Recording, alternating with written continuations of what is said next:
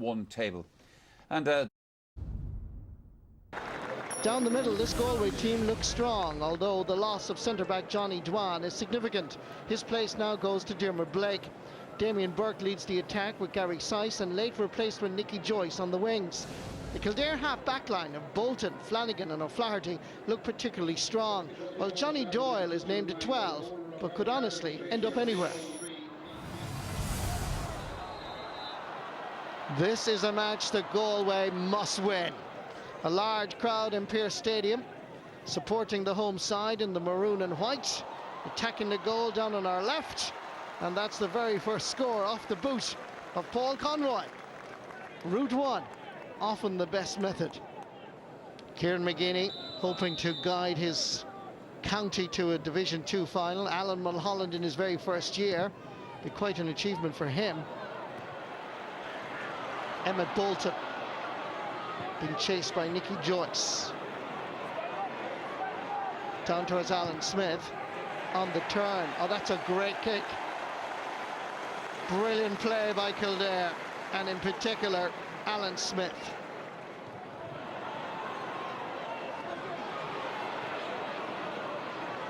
This is Mikey Conway. Played for Leinster in the Interprovincial Series as well. Nice layoff. How about the finish? Kildare are playing very impressively. Third kick out in a row from Shane Connolly, goes straight to a Galway man. Joe Bergen leaving it off, and the error is punished. Good play. Garrett Bradshaw it was that supplied the finish. Good score.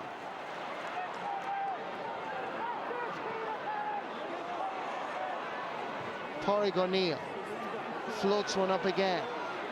Far as Alan Smith on the turn. Brilliant point. Nice ball for Alan Smith. Back to Conway again. Sending it down the middle towards Tomas Connor. The layoff as far as James Kavanagh. This is looking good for Kildare. There's a chance here for O'Neill. A touch is all that's required by Emmett Bolton. Galway players protest. He was inside the small rectangle, but Kildare have no doubts that that is a legitimate goal, finished superbly by Emmett Bolton. Absolutely correct goal for Kildare. Ball inside towards Paul Conroy. Back out fires Michael Martin. Can Galway respond? Here comes Mark Hare. It's a mighty kick. It's a wonderful point. It's his second of the afternoon, and that is a good response by the tribesmen.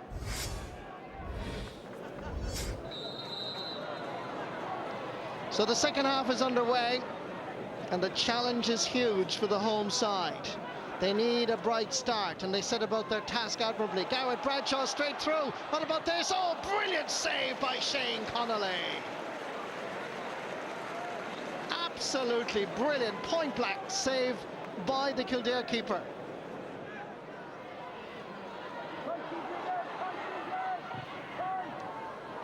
Substitute Owen Doyle goes for distance. It's a good ball. Down fires James Kavanagh. Whips onto the turn, and that is going over the crossbar. Centimetres inside the far over post. Providing the target is Paul Conroy. Still Conroy. Has to go back far as Big Joe. Kildare man down injured.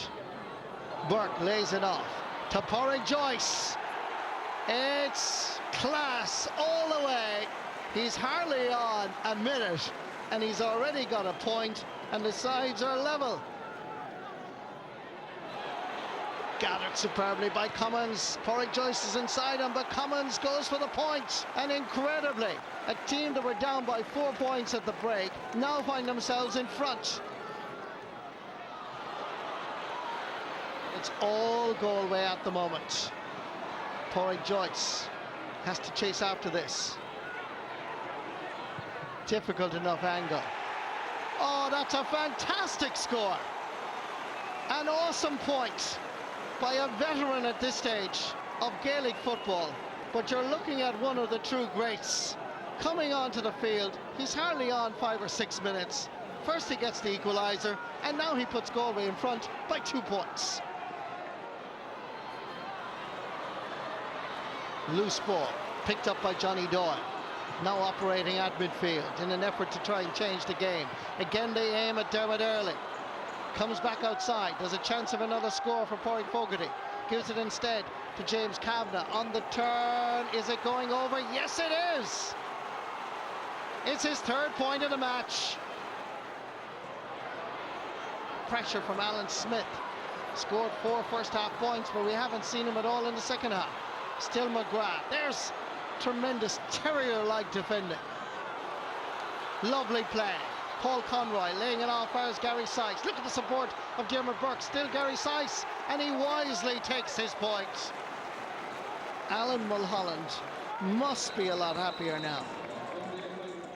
The delivery is important. Dropping right in. It's there for Kildare. Is that a penalty? It is a penalty. The referee had no doubt. Eddie Kinsella from Laois. This is a close-up view. Definitely a penalty, and here's an opportunity for Kildare. The tension is palpable. Here's Johnny Doyle, and he strikes it home. The sides are level in Pearse Stadium, and are Kildare destined for promotion to Division 1 and a place in the final against Tyrone. It's the last kick of the match, and Johnny Doyle is the hero in Lily White country.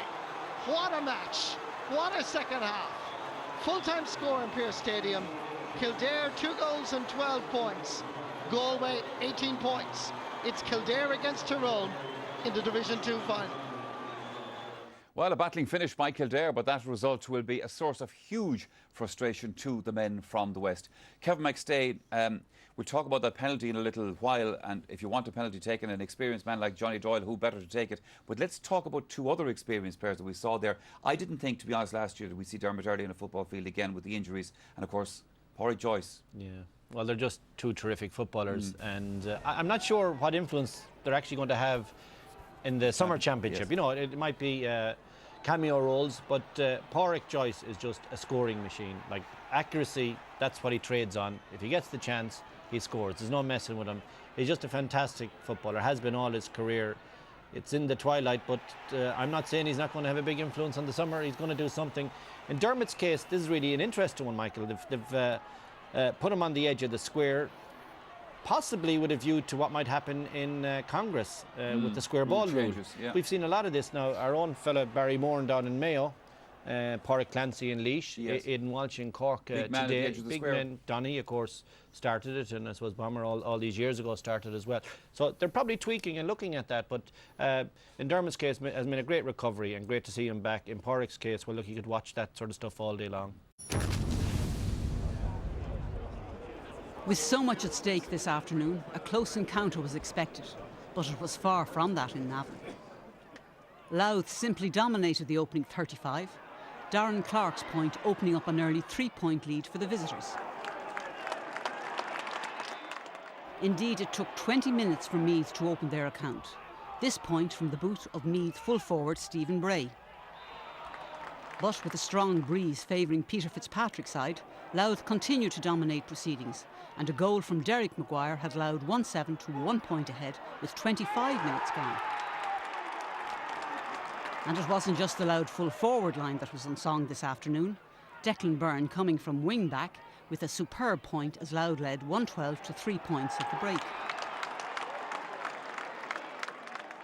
However, the second half saw Meath start brightly, with a goal from Tom Walsh inside 4 minutes, albeit from some very poor Louth defending. But any thoughts of a Meath comeback were short-lived, as minutes later Derek Maguire pounced for his second goal of the day and give his side an 11-point lead yet again. Things went from bad to worse for Meath then, when Brian Mead was sent to the line for a second yellow. In a bad-tempered affair, at times Meath then found themselves reduced to 13, when their second midfielder, Mark Ward, was sent off minutes later. Again, this for a second yellow. With Derek Maguire, Darren Clark and Paddy Keenan superb all afternoon, Louth ran out very comfortable winners on a scoreline of 2-14 to 1-8 at the final whistle. It's certainly hugely disappointing. It certainly wasn't my script to come up to manage Meath and be relegated to Division 3. As I've said a few times this evening, it's the manager's responsibility to get the best of the players, and unfortunately over the last 3 or 4 games we have struggled to do that. It's always saying the 2010 final didn't favour us, but I'm telling you, for the last 2.5 years we've been living behind the shadows of Meath, and I think that this put it to bed. This team is basically the same team we had 2 or 3 years ago. I'm just delighted. I think the minute the first ball was thrown in, the commitment I got from this team is second to none. We wanted to stay in Division 2 this year, and the most important thing, we stayed in Division 2. Things can always be turned around. As I say, there's nobody has cancer, thank God, and it's a case of the championship. In a month's time, the National Football League will long be behind every team in the country, and the championship really is all that matters.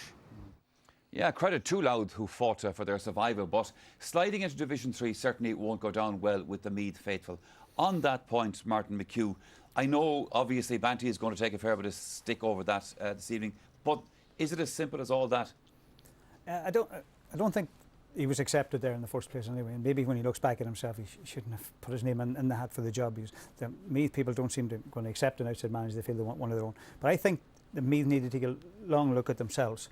I mean, we look at their club football, they've never, they've been beaten by the weaker teams, so-called weaker teams in Leinster in the club championships when they come out. They've never really done anything. Their underage teams are not going well at all. So I think they need to look at the bigger picture, and now they're in the 3rd division, and as reality is said. And now the Kildare game just knocked the stuffing out of them. If they'd have won that match, you don't know where they'd be. They might be looking at promotion today. But being beat against Kildare definitely affected them and affected their confidence, which is understandable when, probably the stick the players are taking in the county as well. But I think, looking at it, I think Meath really have to take a look at their whole coaching structures and everything else in the county. And it's very interesting that Sean Boylan, the most respected man in Meath, stepped down last week from director of football in Meath. So a lot of problems, I think, even away from even the senior team in that there. But the team, they're not good enough. That's the bottom line. The Meath team are just not good enough, and that's there. And I mean, you can't make footballers. It's up to the clubs and the people in Meath to start producing the players, going back to quality. The other thing, Michael, that I've never seen in a Meath team, but is in this team here, they're soft.